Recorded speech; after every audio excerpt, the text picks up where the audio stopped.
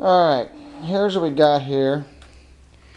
The first time I got this, I showed everybody that it was 55 through 57 Cushman, and I wasn't really all that sure what I had.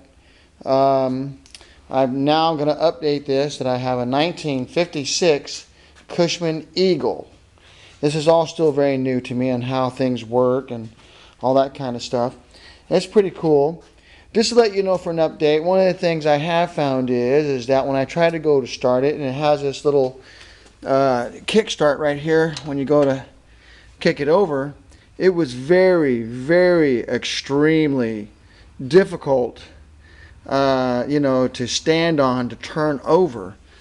I did get it to run. I rode it around my yard, but probably less than maybe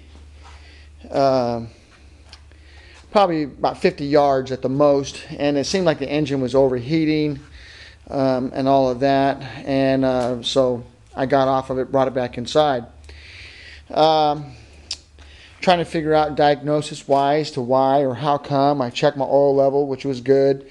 Changed the oil because I didn't know what was in there. Then one of the things I did really discover is because the engine was extremely hard to kick over, even with the spark plug out, it was very difficult. So I went on ahead and I took off the head to look down at my piston, and a few things I have discovered that very difficult to crank over is that down on the inside down here, it's very dry, and I mean like extremely dry, and I'm starting to get scratches on the inside of the wall. So I think what's happened is that it's not being lubricated for whatever reason. So that means I'm going to have to take this apart, see what's going on. And again, like I said, this is all very new to me, and I'm going to try to go with that. Disassemble it. I will have a video of me taking it apart step by step. I've never have messed with this type of a motor, so this is going to be quite a new experience for me. As you can tell from the last video, I have done some work on the paint, cleaned up the seat, which came out really nice. The paint has really come out really sharp. Very impressed. I have updated a few things. I went and got an air cleaner for it. Very nice.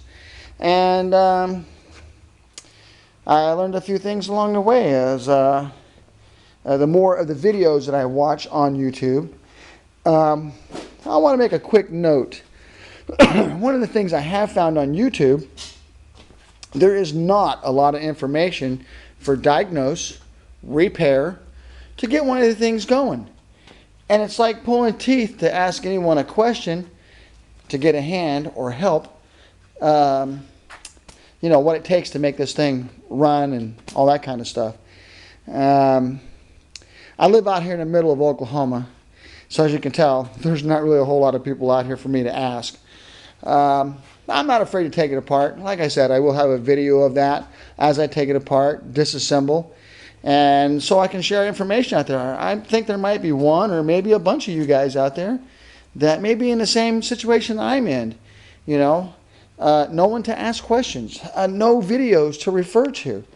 And so I think that's what I'm going to do. I'm going to tear this motor apart, and we're going to go together with this and see what it's going to take to get this thing back on the road. I guarantee you, one way or another, I am going to ride this. As far as selling it, who knows? Things always happen. You may sell things. I may just go ahead and keep it. I may update it. Don't really know. But I do know this for sure. I'm going to have to take the engine off of the bike. I will put it on the bench. I will take it apart. There will be a video of that, so we can all discover what's happened. And with that, this is my update number 2. Thanks for all the YouTubers. Go ahead and give me a thumbs up if you like the video. And if you have any questions, go ahead and ask. I don't know if I'll be able to answer them. Or if you have information for me please leave a comment to help me out, because I will take all information, criticism, anything to help me get this thing back on the road. And with that, thank you all very much for watching, and very soon the engine update of Teardown is coming soon.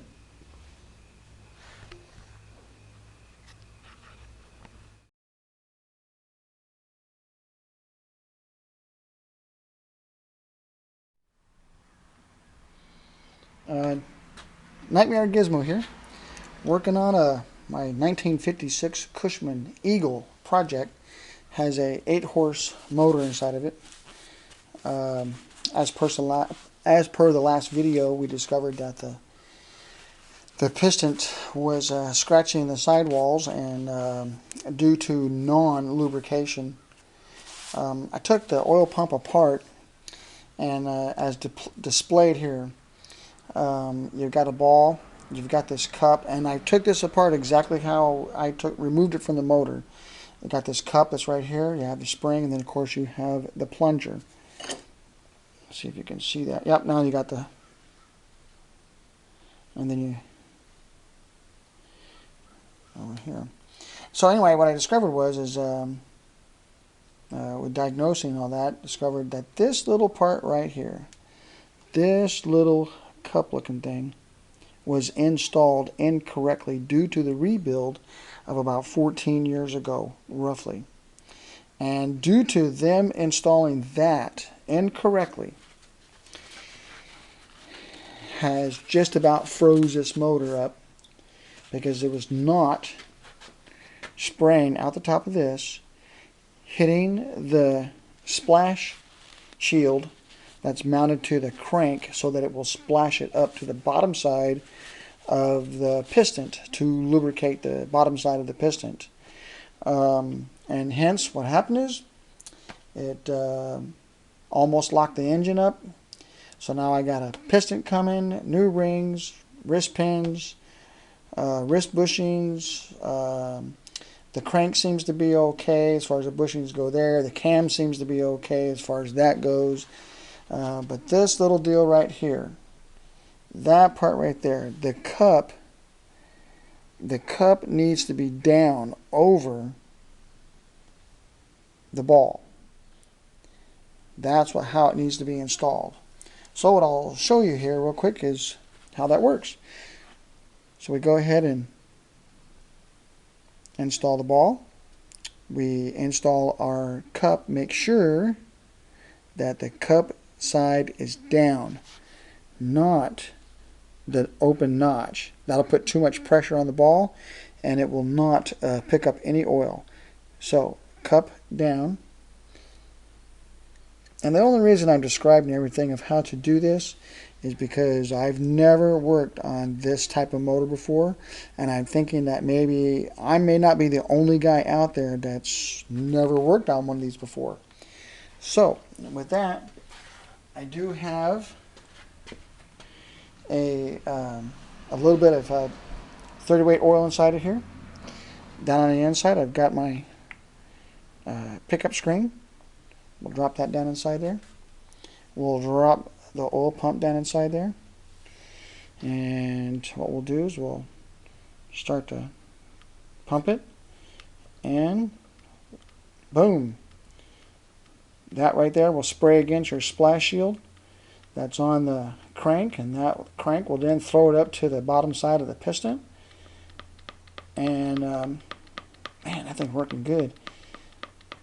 Now that we have that that cup in there installed correctly. And with that, I'll wait for my parts to come back, and then we'll install everything back together again, and hopefully the next time you'll see this motor will be running. And thanks for watching. Hey, if you don't like the way I've done something, diagnosis-wise, hey, let me know. Maybe you have a better way. Maybe your way is incorrect. I've never done anything like this before, so I'm very new to this. I'll take all information in. If you like what you see, hey, give a thumbs up. If you like what you see, pass it along to someone else. I mean, there might be other guys out there that just doesn't know that how this works inside. And like me, you can learn right with me because, like I said, never worked on this before. Um, but not afraid to work on it, that's for sure. So anyway, there's my update diagnosis for the oil pump and the reason why the piston was just about frozen inside the block. And thank you very much for watching, and we'll have more updates to come. Nightmare Gizmo here. Um, Playing around with my Cushman 8-horse motor. As per the last update, the oil pump, some parts were installed incorrectly. I have corrected those issues. But because of that, when they were installed incorrectly, there was some damage done. One, the piston was getting all scarred up because it wasn't being lubricated properly. From the as the oil pump goes up, it hits up inside of the slinger. The slinger then throws it up into the bottom side, the bottom side of the piston. In this case, because of the oil pump, this was not happening.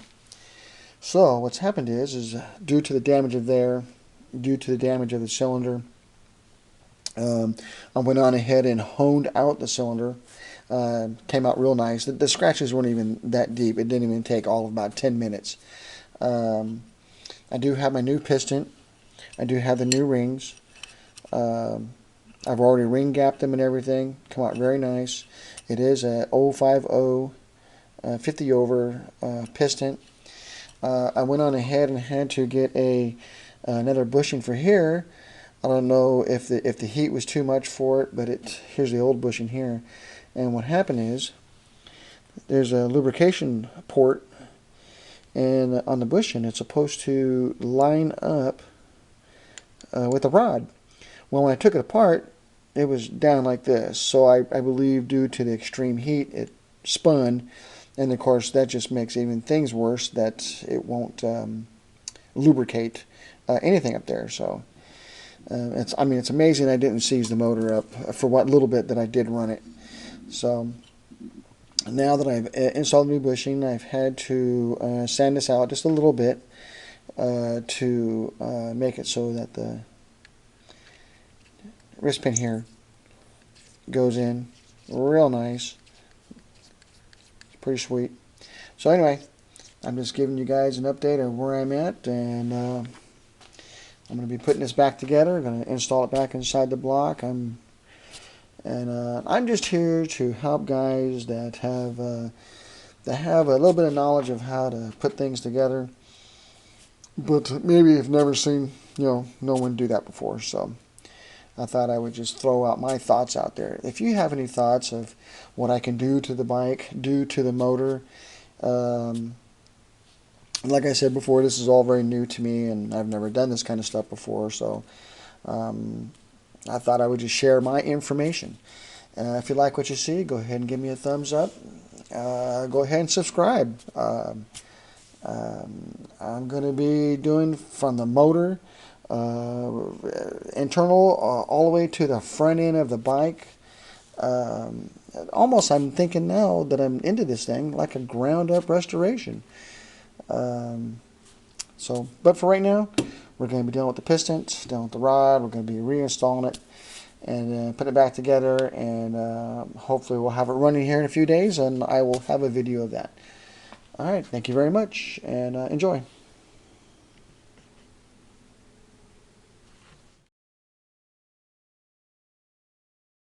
What we're going to do today is go ahead and line up everything, and I always only do one side.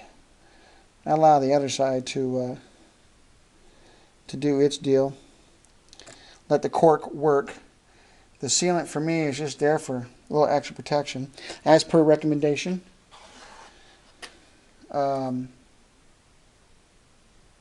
They wanted to let's see. They wanted to make sure that the bolts were lubricated, or the bolts had the sealant on there, because they don't use a lock nut for whatever reason on the bottom of the pan to keep in place. So they recommend using sealant. And there's another reason why they use the sealant, because the bolts are exposed to inside of the oil galley. And when I took this pan off, every single bolt, there was it appeared to be oil leaking right on through the threads. Because I think because previous repair, this practice was not done. So I thought I would just throw this out there just to remind guys or girls, who's ever, working on their Cushman, that, this might be a practice that you might want to, add to whenever you're working on your Cushman or your personal car. Also notice that I'm putting all the bolts in. And I'm not even making them tight. Just putting them all in first. I have found that guys will, what I call, make a kind of a rookie mistake, and they'll put in 4 or 5 bolts and then they'll crank it down, and and the next thing you know is they can't get all the rest of the bolts in. So you rookie guys out there, take your time, put all the bolts in, and you don't have to get crazy with cork gasket. Make sure that you go crisscross. This will help ensure that you don't push the gasket out in any way or anything like that. I know that some of the other guys have been doing this for a long time. This is probably kind of boring to you, but believe it or not, there are still some young people out there, that, male and female, that what I think is maybe the right way to do things. And the main thing is make sure you just take your time.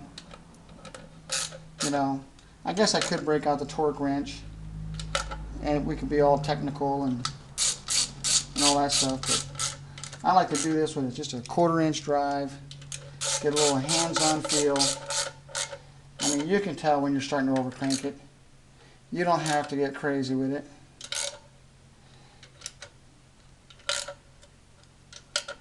If you're not sure what the actual torque is, and you wish to put in the exact torque, you can look it up look it up right here. I got this offline, How to Rebuild Your Cushman Cast Iron by Jim Frederick at hobbytech.com. A lot of good information inside there. A lot of good information. So all I'm doing now is just double checking, making sure that all my bolts are nice and tight. Like I said, you don't need to get crazy and over torque the crap out of it. You'll end up pushing out your cork gasket out of the way and then causing a leak. And just take your time. Sometimes rebuilding an engine, believe it or not, you don't have to be in a 100-mile-an-hour rush. I see a lot of guys, and I've seen a couple of girls who worked together at a shop, that, man, they just get so carried away and not take that extra time just to feel it.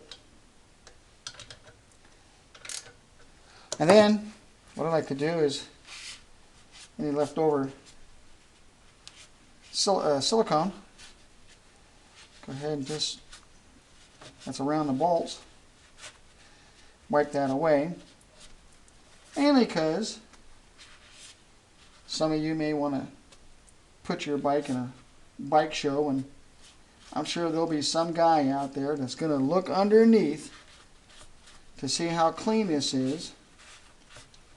And by doing this, you're going to make it look cleaner underneath. It's going to look a lot better after it's painted. And, that might win you your first place. And, anyway, I just want to give my version on how to reinstall the oil pan. And as you can tell, there's no over sealant material dripping out anywhere. There's look just that little tiny hair right there, but that's okay. You don't need it gooping out a ½ inch. That's just way overboard. So anyway, this is Nightmare Gizmo. If you have any ideas for me on rebuilding this engine, putting it back together, if you have any comments, I'll take positive and negative, and then I'll try to answer the best I can. Thanks for watching, and hey, wait for more updates. Nightmare Gizmo here, just giving you guys an update. This is my 1956 Cushman, and this is my 8-horse Husky motor. I have a new head. It's got a new piston, new bearings. Everything's been freshened back up again, and we got a little primer action on there. And real quick here, we're going to be doing spray paint in the silver and all that kind of good stuff. So I thought I would just give you guys an update of where I'm at on the motor and everything, and all that. And hey, catch you later. If you got any comments, please let me know. Alright. Hey YouTube fans, this is Nightmare Gizmo here. This is another update that I have on the Cushman Eagle, and just showing off some of this paint work. So I'm going with painting it with red. Obviously you see that with the tank and all that. Here's the fuel tank. This room right here that we just happened to be building, and it just happened to turn out that I could use it for a bake room to heat everything up, and you know, cook everything. So this way it would you know, dry up real nice and everything. And here's the frame, painted black. I know there was some debate about it being blue and all that kind of stuff, but I went on ahead and just painted black, frame and all. Painted either tin, I painted it red and all that. What I want to do is I want to talk about this paint work, because I talked to quite a few people, and their views of using rattle can paint or using you know, automotive paint, you know, right out of a gun. And I could use both rattle can or off of a gun. I found that the cost expense and everything, I chose to go with rattle can. Now you're asking yourself, that's a rattle can paint job. How in the world did I get it to shine like that with that beautiful mirror finish? Well, that's what we're here to talk about in this update. I mean, you can see me in the gas tank. At least I'm hoping you can see me in the gas tank waving. I mean, the thing is absolutely just gorgeous. That's the window right there to the outside, obviously. But I just want to give a show that you can use rattle can and still make it look good. So here's what I did.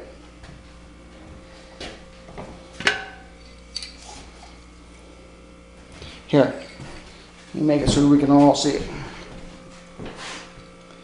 Perfect match.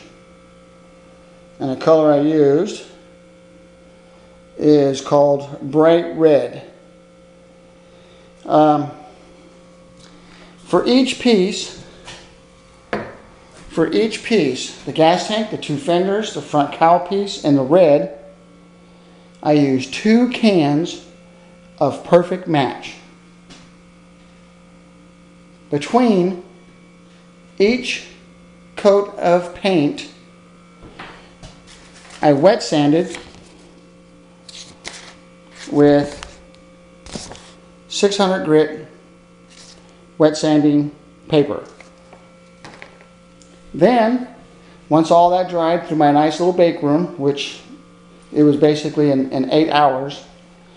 First of all, the stuff dries pretty fast anyway. Then I went and got the perfect match clear coat. All it is just clear top coat, clear finish. And again, 2 cans per the tank, per the 2 fenders each, and per the front cowl piece. Every component that I sprayed either in the black or silver and the frame all got clear coat. And again, I wet sanded between each coat of clear coat. On my final coat of clear coat, I took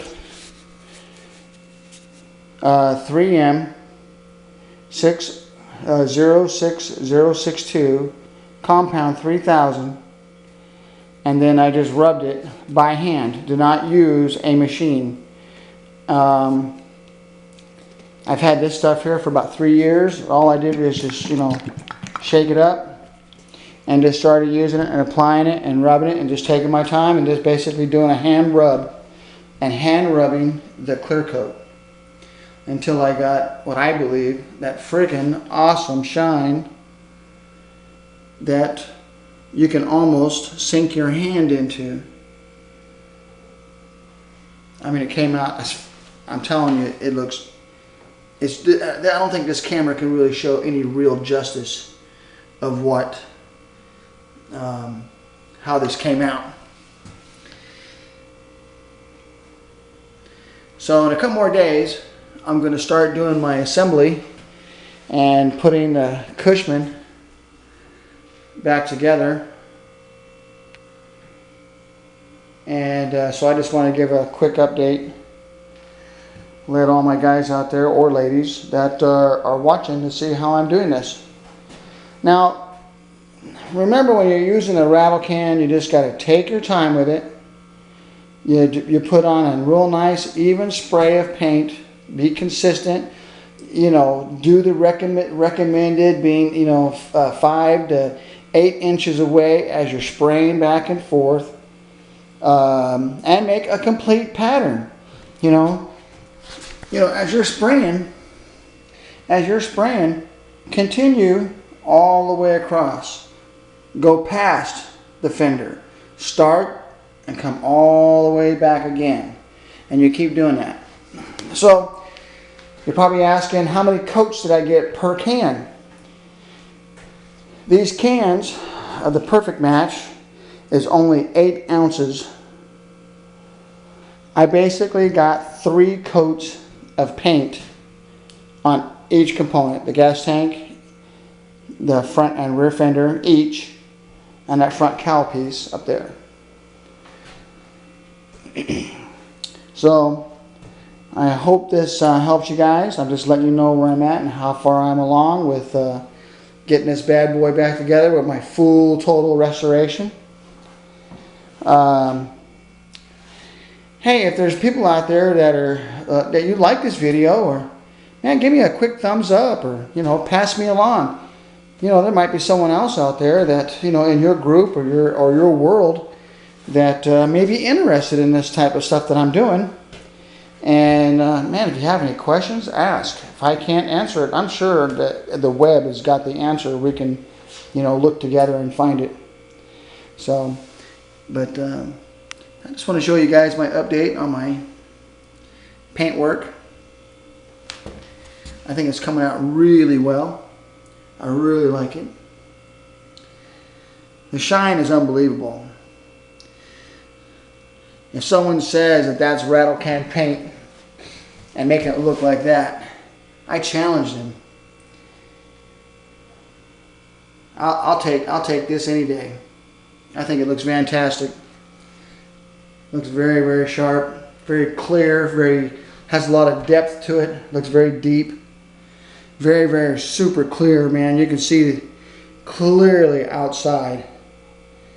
I mean, you can see, in the camera at least, I can see definition of outside to see the trees that I have out there and all that.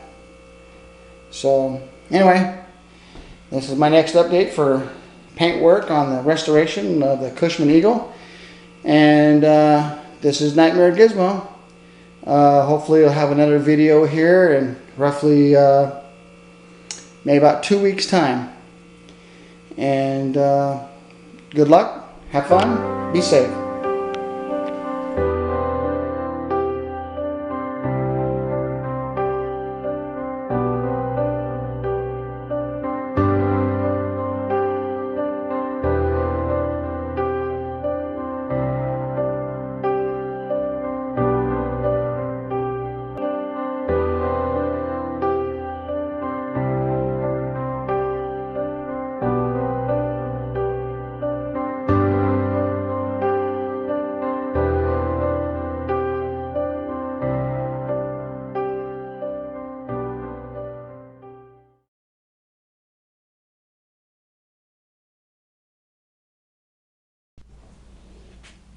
Nightmare Gizmo here, working on the old Cushman Eagle. We are going back together. This has been a very fun, a very great project. Never thought I'd be doing, and just having an overall good time. And next couple of days here we'll have her all finished up, and then there'll be one more video of the pictures to compare of before and then and the now. I'm just doing this little video just to show progress that we're going right back together. I got a few more parts coming, like the tank band. Waiting for the tank band to get here. Clutch spring. The other one was really rusted really bad. We're going to get that replaced. I tried to put new bolts, new nuts, everything that I could possibly do. Put us a new chrome piece up here. Got to get a washer for right there.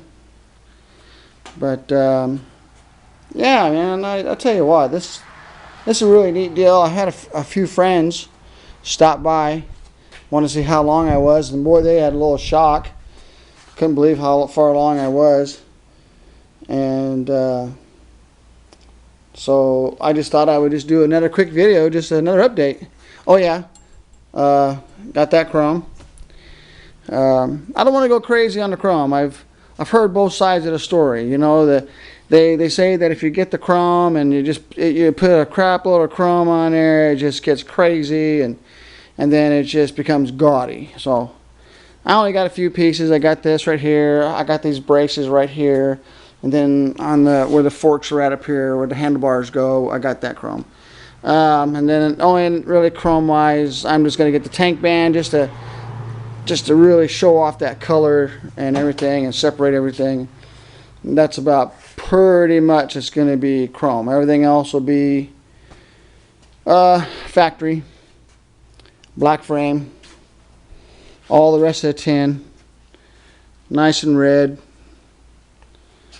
silver. So anyway, just doing a quick update for all the people that have liked or subscribed to me during this build, and just throwing another update out there. And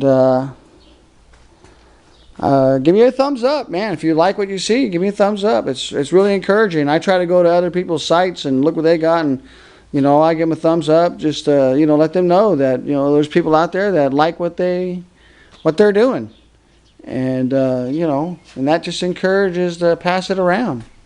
So if you have any questions of how I did something, ask away. I don't mind answering. If you think I've done something crazy wrong, hey, let me know. I'll make adjustments. I know these builds are all done basically on what your personal preference is, or whatever you think it's going to be, or all that kind of stuff. But I just had a lot of fun building this. And anyway, this is Nightmare Gizmo. And hopefully the next video you'll be seeing is me starting it and writing it. So have fun, have a great night, be safe. This is Nightmare Gizmo, out. Okay, YouTube fans, this is Nightmare Gizmo, and this is my next update to show that we're just about complete. I have some things left off that I haven't finished up, like the headlight and some of the wiring and things like that. But I have to admit, I did start it just for a little bit, make sure it's going to run good. But for you guys, we're going to show you that everything runs good, and I'm going to write it for a moment, and I'm going to have a little bit of fun. But I don't have all the wiring and stuff done. I just had to get on it. So anyway, here we go.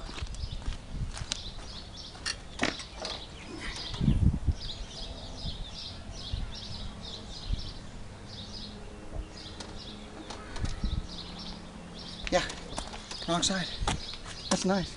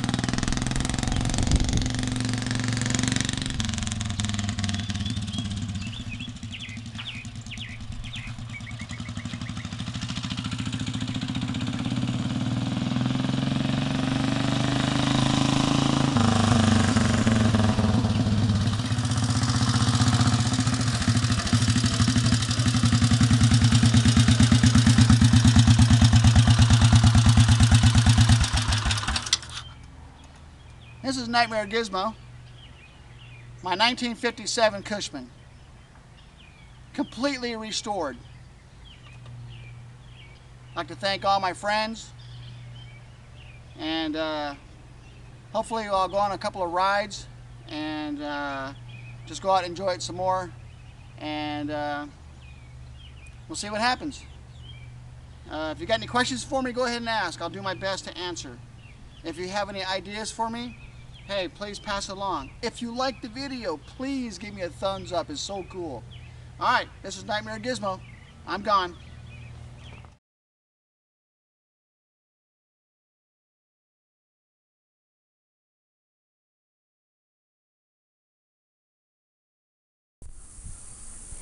This is Nightmare Gizmo.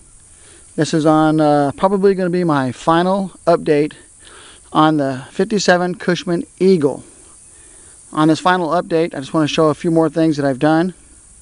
One of them is I've added mirrors to it, the new gas cap, handlebars, added a mirror on the right hand side.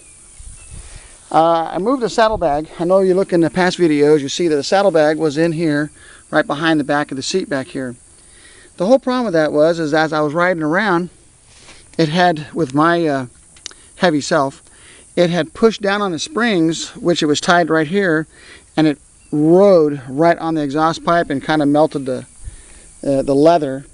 So I went on ahead and decided to move this over to the side.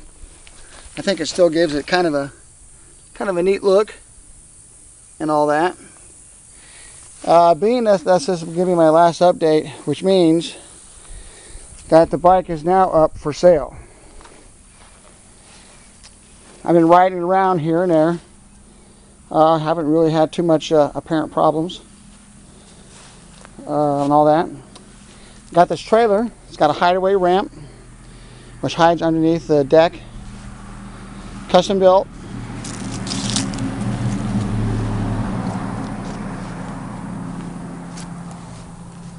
Got a block right here to block the wind and also any debris that may, like rocks and stuff, that may hit at the bike. There's no other cover to it, it's just what you see. Also, I'd like to make another update. I went to a car show about 2 months ago. It was a car show, a motorcycle show. And with that, there were 10 other bikes, Harleys, Kawasaki's, Suzuki's, and all that. And first place, 2014, for motorcycle, for the Holdenville Spring Car Show. That was really cool. I was very, very surprised and very, very shocked for myself that I got that. Then, just as of the other day, went to here again, Holdenville. They had their 24th annual car show and motorcycle show, and there was well over 75 cars and well over 20 different types of motorcycles. And again, to my surprise, 24th annual Fall Festival Car Show, first place. Best of show in a motorcycle category. Again, I'm very shocked by it. I've seen a lot more bikes that were there that looked, I think, to my opinion, a lot better than what I have. But this is what the judges gave me, so I guess I'll have to go with it. So anyway, I thought I would just post this last video on the bike just to show completion and all that. And I think it turned out pretty good. And if you have any comments, please leave me a comment. If you have any questions, ask away. I don't mind answering. I don't have a problem with it one bit. If you need help on your bike, go ahead and drop a question. If I'm not able to help you, my gosh, you can go to the Dennis Carpenter website, and I tell you what, the people there are very, very knowledgeable on just about any Cushman that you could probably ever ask about. And every time I've called there for help, asked a question, I got a direct answer. No fooling around. No, let me go find somebody. Anyone I talked to was really on their game. So, anyway, it'll be sad to go, but then I just have to go on to my next project. So again, this is my 1957 Cushman Eagle.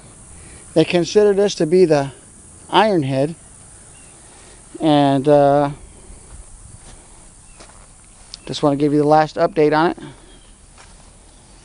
I'm not going to add no more chrome to it, no more of anything else. This will just be it. This will be it right here. And then I'm going to go find something else to play around with. But this bike is now up for sale. So, alrighty guys, ladies and gents, y'all have a great day. And have fun. And this is Nightmare Gizmo. Have a great day.